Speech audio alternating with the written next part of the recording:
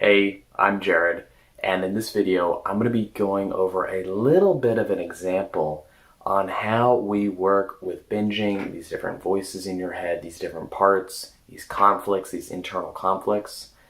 And we're going to be using your experience right before a strategy call. So you're about to book a strategy call, right? And you're watching this video right now.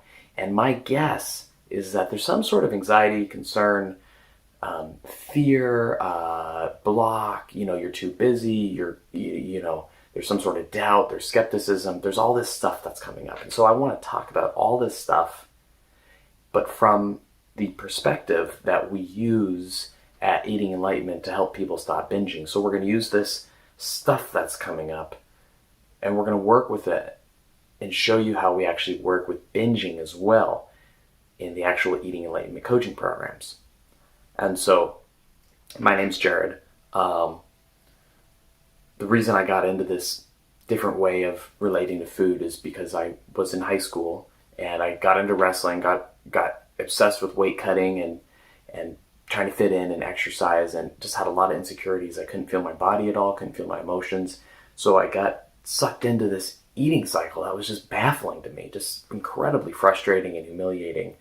And long story short, became a Zen monk for a while, got exposed to some different ways of thinking about the mind and the heart, and I now share these insights with you so that you can kind of go through a similar process where you see your mind differently and you ultimately become free of binging, free of these cravings, and really just understand more of who you are and who you can be in this world. And so the key thing I want to share with you from my journey and through all these years of helping people with binging is that we see these different concerns as coming from different parts. And let's just take some common parts right now. There's probably an anxious part. There's probably a part that is skeptical. And what we want to do is pause. We want to sort of feel into this concern, so this anxious concern, and with a curious, questioning, open-minded attitude, we just want to understand this part's concern.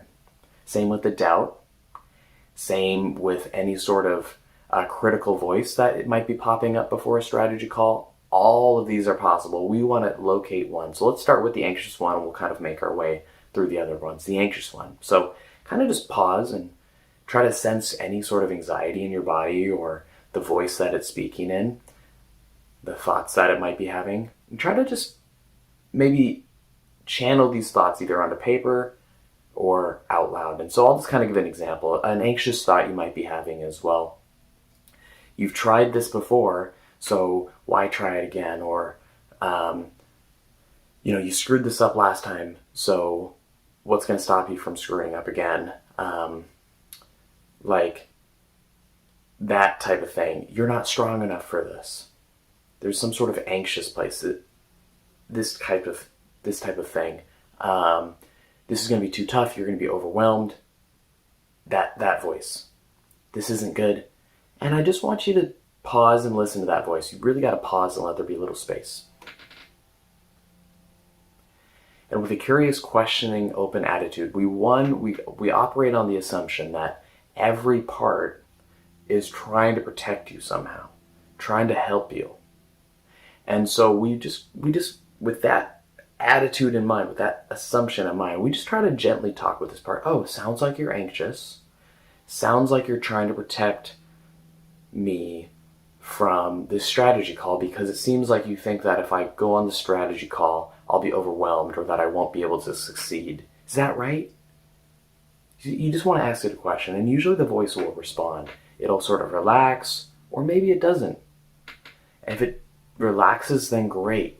We've identified a concern, and it's really important that every part's concerns are heard. These parts are shielding you. They oftentimes fight with each other. And so in order to release their blockages and release them from fighting each other so that you can really truly heal within, we have to understand each part through this questioning, gentle process. Let's go with the inner critical voice now. this inner critical voice might be sort of saying something like, "You're bad, you can't heal. What are you trying even?" Something like this. Something bad. You're bad. You can't do this. Who are you trying to pretend? You can't be free of binging. Some tone of voice like that. If you're having that inner critical voice, again, let's just go through the same example. Okay, you talk to it. Pause. Okay. Sounds like you're trying to protect me somehow by criticizing me.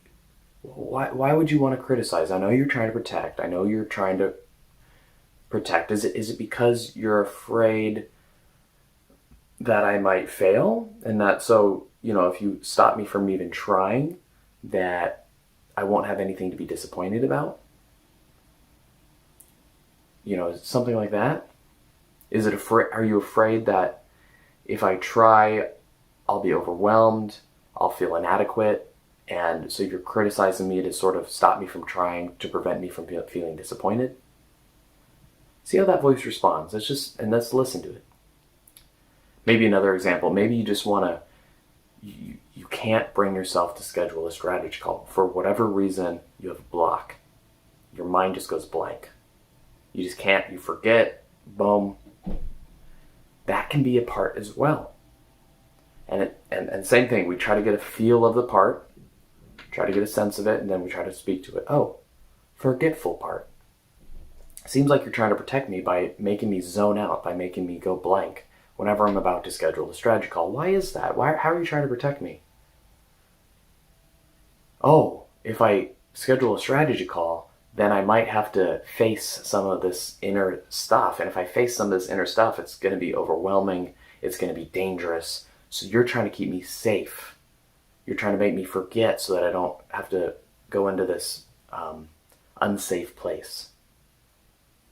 These are all different examples of how these different parts kind of all swirl together, and how at Eating Enlightenment, we really peel back these parts and we work with them, each part individually, to make sure that it's feeling safe and heard, and none of these parts are going away. And we just bring them along for the journey so that they can be participating in this healing process. As you free yourself from binging, all these parts are involved. And so this is just a little bit of an example about how on the strategy call we can sort of work with these parts and make them really feel safe about helping you, and even these parts will want you to move forward. They'll be cheering you on, that part, all these parts, because they'll feel heard and understood, and we'll be in communication with them to make sure that your system isn't overwhelmed, to make sure that they can still do their jobs. The forgetful part can still protect you from overwhelm. The inner critic can still protect you from disappointment. The anxious part can still, I'm juggling all these voices in my head right now, but I think you sort of know what I mean. And so this is just a little example of how we sort of work through emotions, and sort of how you can start to work through these emotions that might be coming up before a strategy call. And then, of course, go ahead and schedule that strategy call. If it's resonating with you, this approach is new, something that really feels right to you, go ahead and schedule it. And if there's any other resistance that seems like we can address it on the strategy call, just make a note of that. You can put it on the strategy call application. I really have this resistance around whatever, and we'll be sure to talk about that on the strategy call and really make sure every concern of yours, every part's concern of yours is heard and validated. It's very important that these concerns are heard. So just a little bit of tidbit on how we can work with these different parts, especially with any anxieties and concerns before a strategy call. All right, so again, I'm Jared, and I hope to meet you soon. And that'll be it for today. So thank you so much. Namaste.